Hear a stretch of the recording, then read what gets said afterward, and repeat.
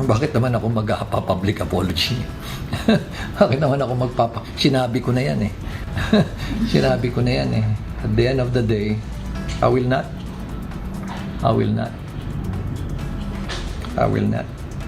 Yeah. Tingnan nga natin kung saan pupunta yung kanilang investigasyon o yung kanilang committee hearing. Pero hindi ako mag-apologize. Unang-una, hindi ako mag-apologize sa kanila. Sila dapat ang mag-apologize sa taong bayan sa kanilang mga pinaggagawa.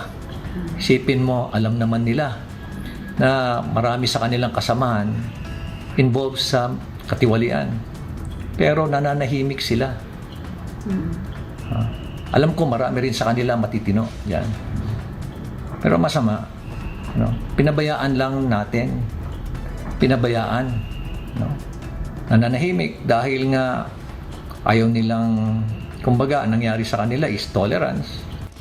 Silence is not neutrality. It is complicity, it is tolerance. Kaya, hindi ako naniniwala na wala silang alam. Kaya nga sila naging congressman dahil magagaling sila eh. Kaya imposible naman na wala silang kaalam-alam doon sa mga pinaggagawa ng mga kasamahan nila dyan. Alam na alam nila yan. Kaya dapat kayo po ang humingi ng paumanhin sa taong bayan. Hindi po ako. Pasensya na ho kayo. Mali po yung you're barking on the wrong tree.